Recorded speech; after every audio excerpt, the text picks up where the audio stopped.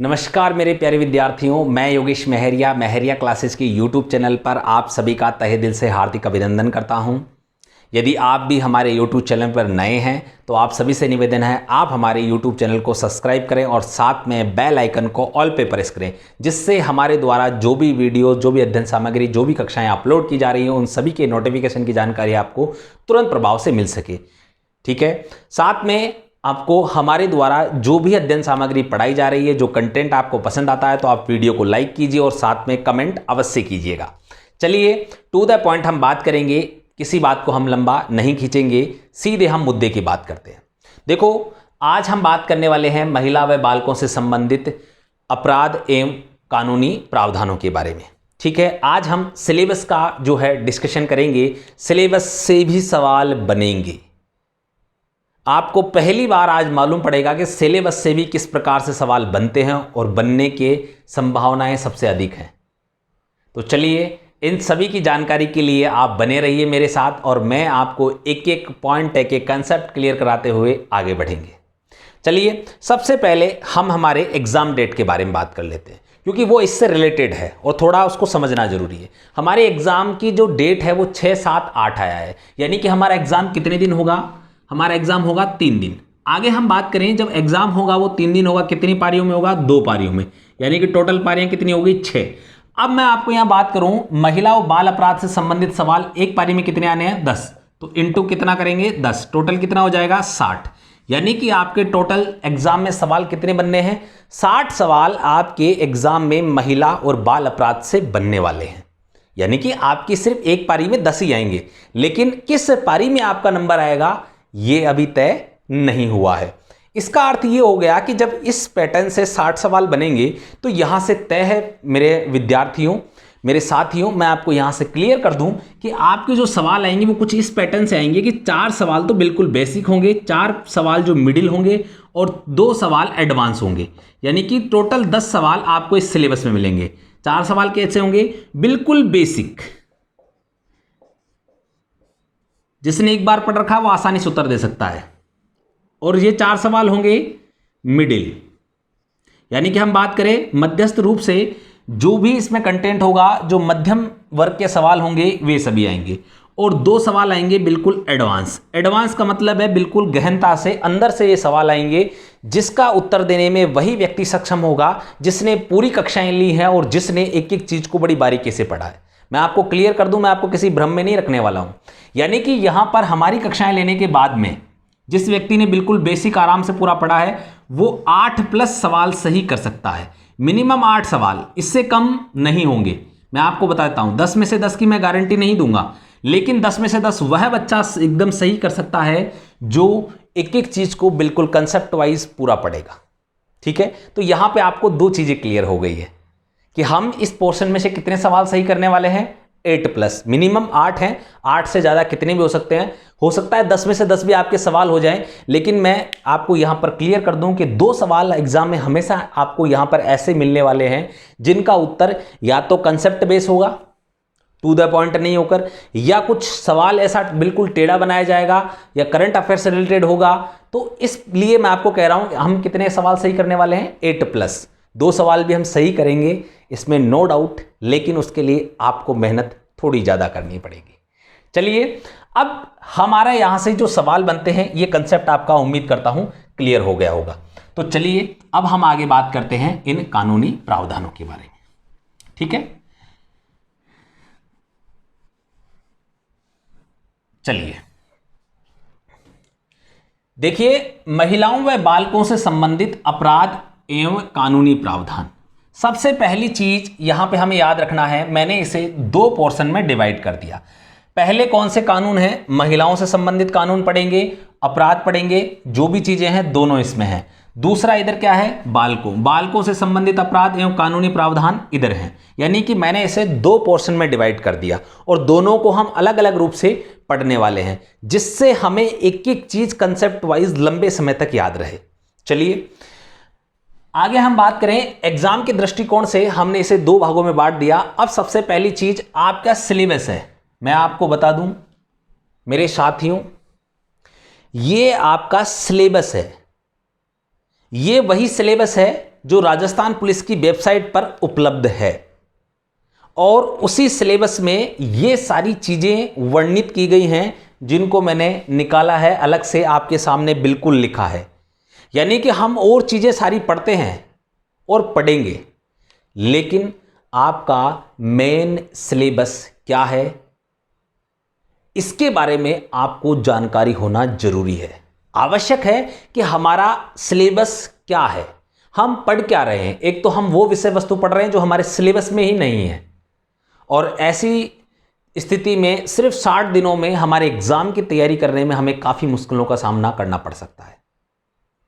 तो चलिए अब हम एक भी मिनट वेस्ट नहीं करेंगे। आप सभी मुझसे प्रॉमिस कीजिए, क्योंकि एग्ज़ाम काफ़ी नज़दीक हैं और आपको डेली 10 से 12 घंटे मिनिमम पढ़ाई करनी है और 6 घंटे की पर्याप्त नींद लेनी है। दो चीज़ों का आपको याद रखना है, कम से कम 10 से 12 घंटे पढ़ना है और कम से कम 6 घंटे सोना है। मतलब 5 से 6 घंटे की नींद पर्याप्त होती है, आपको इतनी नींद लेनी है बस।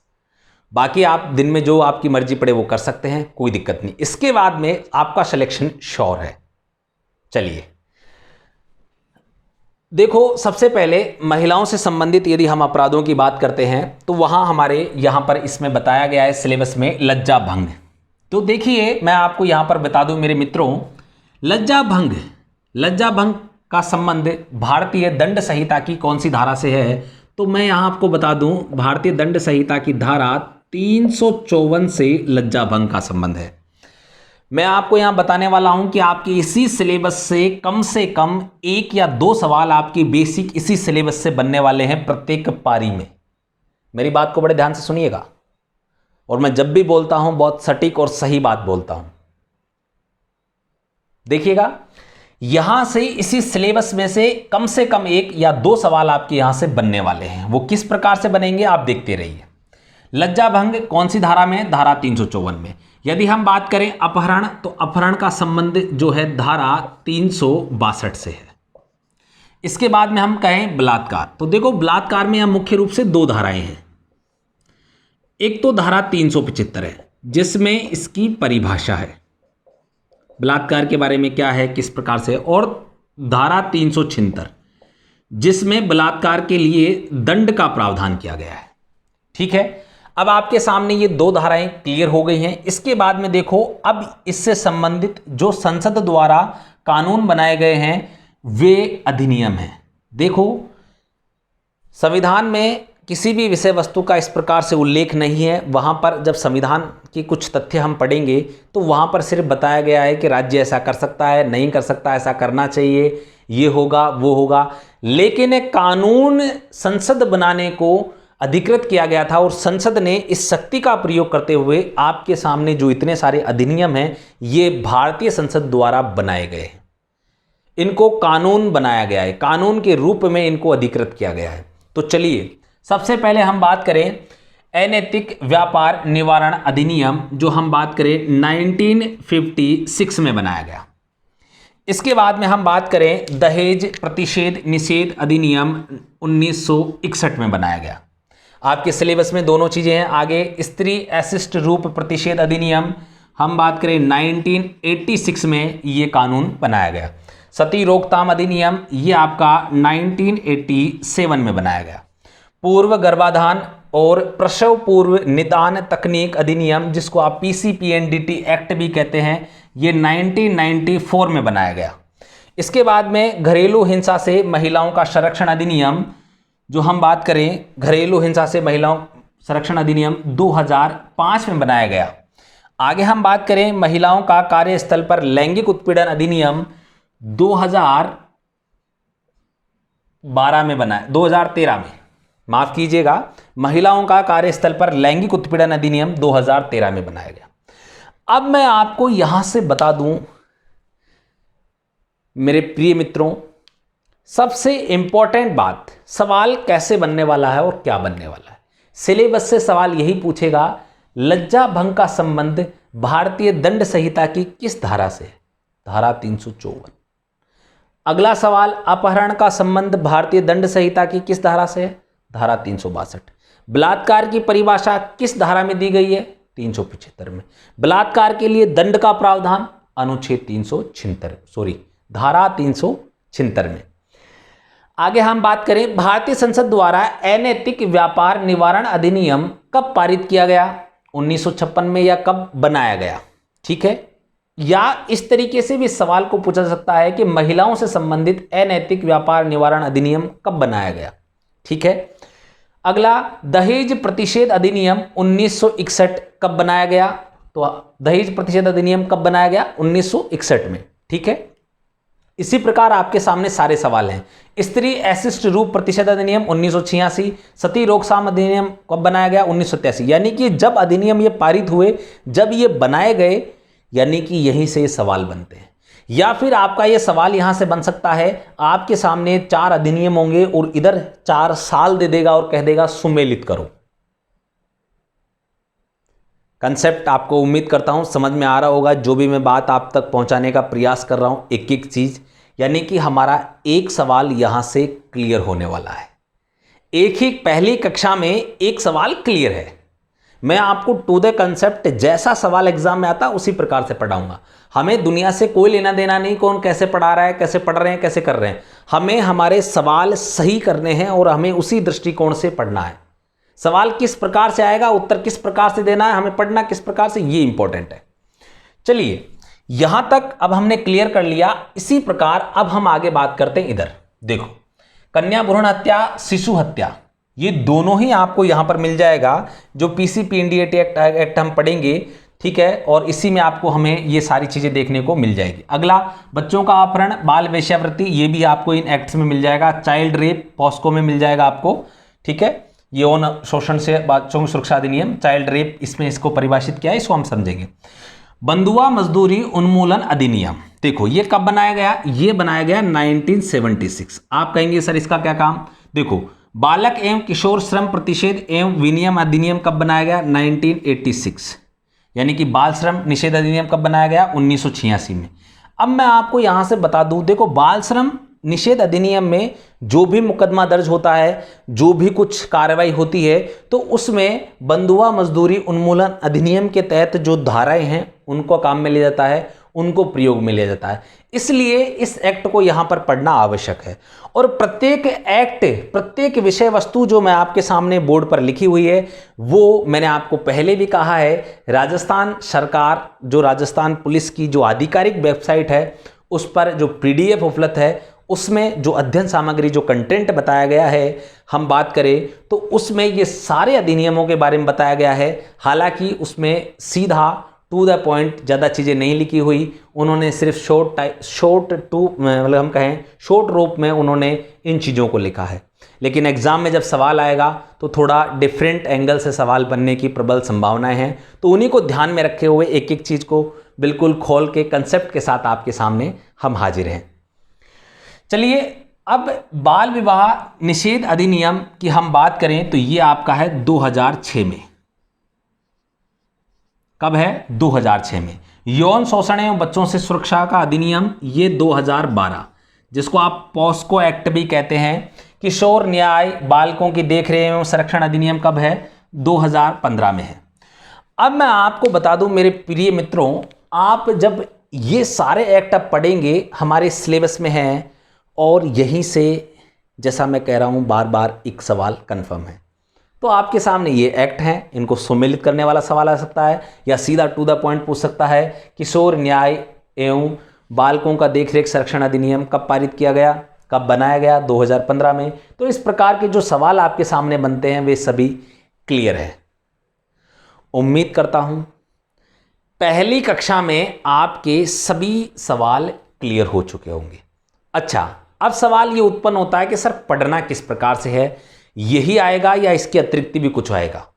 देखिए मेरे प्रिय साथियों, मैं आपको एक और चीज़ बता दूं, इसके अतिरिक्त भी सवाल बनने की संभावनाएं हैं, क्योंकि जो पीडीएफ है उसमें वहाँ साफ साफ कुछ चीज़ें और भी वर्णित किया गया है, जैसे भारतीय दंड संहिता, ठीक है, भारतीय साक्ष्य अधिनियम, दंड प्रक्रिया संहिता, ठीक है। इसके अतिरिक्त यदि हम बात करें तो मैं आपको बता दूं, वर्तमान से संबंधित भी कुछ मुद्दे पूछे जाने की संभावना है।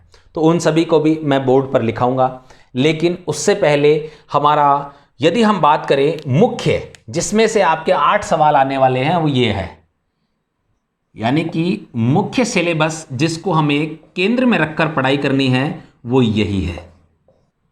पूरा आपके सामने बोर्ड पर लिखा हुआ है, इसी को हम केंद्र बिंदु बनाकर पूरा पढ़ेंगे। आपके सामने जो भी चीज़ें मैंने लिखी है, लज्जा, इसके बारे में हम बात करेंगे, एक एक धारा के बारे में अच्छे से खुल के, अपहरण, बलात्कार, अनैतिक, दहेज, स्त्री, सती, पूर्व, सारे के सारे एक एक एक्ट हम अच्छे से खुल के पढ़ने वाले हैं, एक एक प्रावधान की बात करने वाले हैं। तो आप हमारी इस श्रृंखला को लगातार निरंतर तक पूरी देखिएगा, तभी आपके सभी सवाल सही होंगे। यदि आपने अधूरी छोड़ दिया तो उसमें हमारी जिम्मेदारी नहीं होगी। ठीक है, तो फटाफट से पहले तो आप इसका एक स्क्रीनशॉट ले लीजिए, ताकि ये हमारा मेन मुख्य सिलेबस है। इसके अतिरिक्त जब मैं कह रहा हूं कि 2 सवाल बनने की संभावनाएं वो कहां से बनने वाले हैं, उनको हम थोड़ा देख लेते हैं। ठीक है, तो जल्दी कीजिए, आप जल्दी से इसका एक स्क्रीनशॉट ले लीजिए।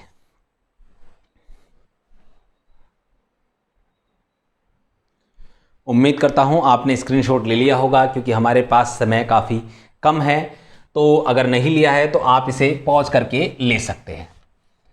तो यहाँ से जो सवाल बनते थे उसे अभी तक आप समझ चुके होंगे कि किस प्रकार के सवाल यहाँ से आपके बनने वाले हैं, वे सारे कंसेप्ट आपके क्लियर हो चुके होंगे।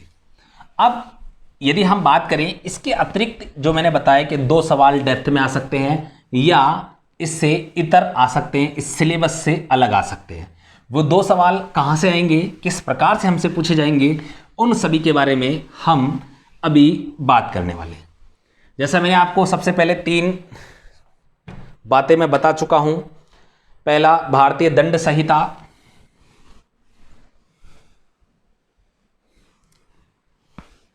दूसरा, मैंने आपको बताया दंड प्रक्रिया संहिता। तीसरा, हम बात करें भारतीय साक्ष्य अधिनियम। चलिए देखो, अतिरिक्त जो चीजें हैं वो क्या है।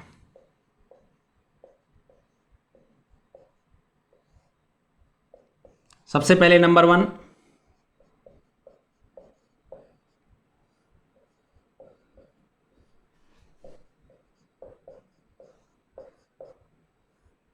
भारतीय दंड संहिता और 1860, यानी कि महिलाओं एवं बच्चों से संबंधित जो अपराध हैं, जो भी दंड का प्रावधान किया गया है वो भारतीय दंड संहिता में किया गया है। तो हम यहाँ मुख्य रूप से बात करें कुछ अन्य चीज़ें जो हमारे सिलेबस में नहीं दी गई हैं और वो महिलाओं और बच्चों से संबंधित हैं, तो उनको हम सार रूप में एक बार देखेंगे, ऊपर ऊपर से उसका ओवरव्यू लेंगे, क्योंकि वहाँ से भी सवाल बन सकता है।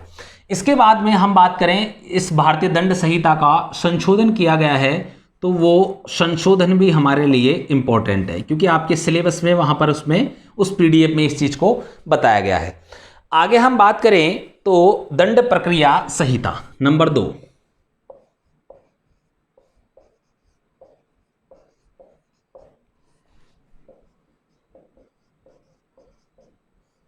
ये भी आपके उसी सिलेबस में बताई गई है, जिसको आप कहते हैं CRPC।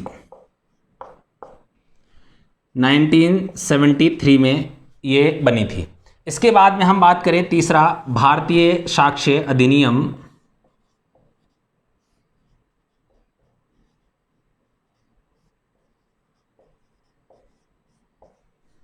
ये है 1872। हमें पूरा नहीं पढ़ना है, इसमें से सिर्फ कुछ धाराएं हैं जो हमारे उस पीडीएफ के अंदर बताई गई हैं, तो हमें उसको थोड़ा कंटेंट को ध्यान में रखकर थोड़ा सा हमें पढ़ना पड़ेगा, क्योंकि यहाँ से सवाल बनने की संभावनाएं हैं, इसीलिए इसको थोड़ा सा ध्यान में रखना है। चलिए, अब ये तो हो गया कि साहब ये उसी में है। इसके अतिरिक्त यदि हम बात करें वर्तमान से संबंधित,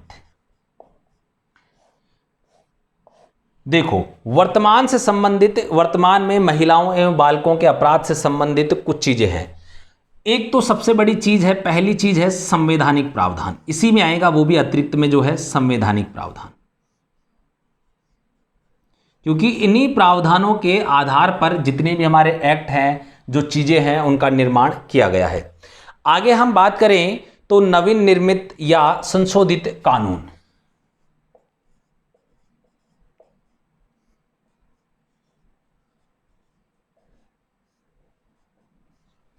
यानी कि जैसा कि हम बात करें, अभी हाल ही में किसी कानून का निर्माण हुआ हो जिसका संबंध महिलाओं बच्चों से हो, करंट अफेयर्स में हमसे वो पूछ सकता है, या किसी कानून को संशोधित किया गया हो, वो चीज़ यहाँ पर विद्यमान होगी। अगली हम बात करें कोई ऑपरेशन या पहल।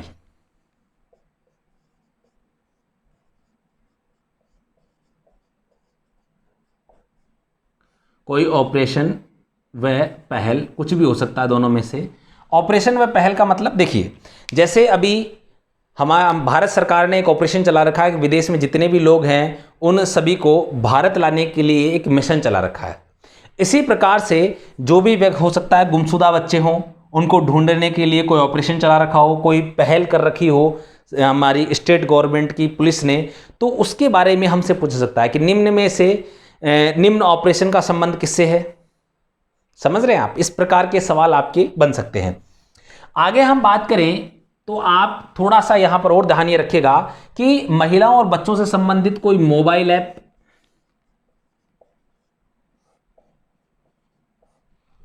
ठीक है, या वेबसाइट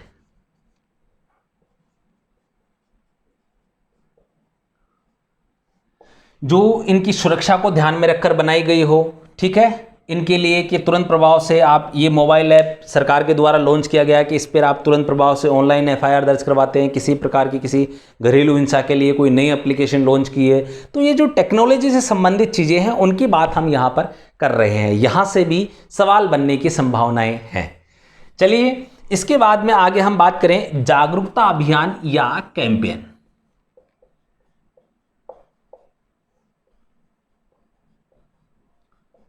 जागरूकता अभियान या कैंपेन। जागरूकता अभियान देखो, महिलाओं एवं बच्चों के अपराध से संबंधित कोई जागरूकता अभियान सरकार ने चलाया हो, कोई ऐसी योजनाएं, आप इसको यहां पे ऐसा लिख सकते हैं, और साथ में योजनाएं।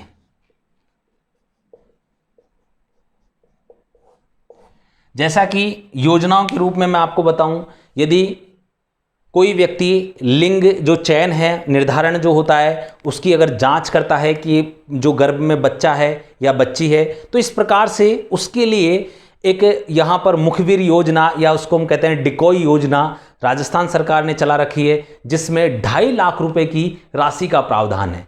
यानी कि कोई व्यक्ति ऐसा करता है, आपने सूचना दी और प्रमाणित हो गया और उस व्यक्ति को पकड़ लिया गया, तो आपको 2.5 लाख रुपए मिलेंगे। लेकिन वो किस चरण में मिलेंगे, कितने लोगों को मिलेंगे, ये सभी जानकारी आपको आगे की कक्षाओं में प्रदान की जाएगी। साथ में कैंपेन, देखो थोड़े दिन पहले आपको पता है ट्रेंडिंग में था मीटू कैंपेन। मीटू कैंपेन का संबंध किससे है, इस प्रकार का सवाल बन सकता है। और भी ऐसे अन्य कैंपेन हैं, समय समय पर काफ़ी सारे इंसिडेंट हो रहे हैं, और ऐसे जो कैंपेन हम कहें सोशल मीडिया प्लेटफॉर्म पे चलते हैं, तो इनके बारे में भी हम आपको बताएंगे, क्योंकि काफ़ी महत्वपूर्ण चीज़ें यहाँ से सवाल बनने की प्रबल संभावना है।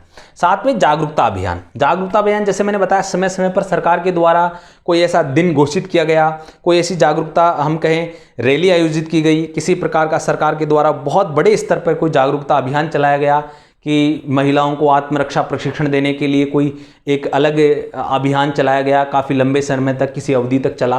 तो इस प्रकार के उसमें से सवाल बनने की संभावनाएं इस प्रकार से है कि इस अभियान का संबंध किससे है, सिर्फ इतना सा, कब चला, कहाँ चला, ज़्यादा नहीं आएगा उसमें, बेसिक सवाल वहाँ से सब बनने की संभावना है। सिर्फ इतना पूछेगा संबंध किससे है, और हमें तो सिर्फ आंसर देना है, क्योंकि हमें तो पूरे 10 में से 10 नंबर लेकर आने का प्रयास करना चाहिए। बाकी तो ऊपर वाले की मर्जी है कि वो पेपर में कैसा पेपर आपके लिए सेट करके भेजते हैं, ठीक है। लेकिन यदि हम प्रयास भी नहीं करेंगे तो मार्क्स कहाँ से आएंगे। तो हमें प्रयास करते रहना और आगे बढ़ते रहना। क्या पढ़ना है, किस तरीके से पढ़ना है, कौन कौन सी जानकारी, कहाँ कहाँ से कितने सवाल आएंगे, मैंने आपको क्लियर कर दिया। और सवाल इसी फॉर्मेट में आएंगे, मैं आपको क्लियर कर दूं, सवाल इसी फॉर्मेट में आएंगे।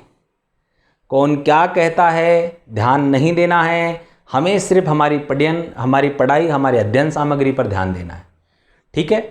जितना ज़्यादा आप सेल्फ स्टडी कर सकते हैं वो और भी बेहतर चीज़ है कि मैं क्योंकि आपको जो भी इंपॉर्टेंट पॉइंट्स हैं वे सभी कवर कराने वाला हूं। क्योंकि अब आपके पास समय नहीं है कि आप पूरा सिलेबस विस्तृत रूप से पढ़ सकें।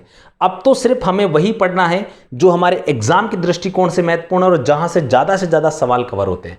और जिन लोगों ने पहले से पढ़ रखा है, सिलेबस कवर कर रखा है, वो लोग अपनी चीज़ों का रिविज़न करें। चलिए, तो मैं आप सभी से आज की कक्षा में विदा लेना चाहता हूं। प्रिय विद्यार्थियों, हम अगली कक्षा में एक बार पुनः नए मुद्दे के साथ उपस्थित होंगे, नए कंसेप्ट के साथ उपस्थित होंगे, नई चीज़ों के साथ उपस्थित होंगे और एक एक सवाल को हम क्लियर करते हुए आगे बढ़ेंगे। ये आज की हमारी महिला और बाल अपराध की पहली कक्षा थी। ठीक है, तो अगली कक्षा के लिए आप इंतज़ार कीजिएगा और इस वीडियो को इतना प्यार मान सम्मान दीजिएगा कि अगली कक्षा में जब आऊँ तो मेरी एनर्जी डबल होनी चाहिए। चलिए मेरे प्रिय विद्यार्थियों, आप सभी से विदा लेना चाहता हूं। जय हिंद, जय भारत।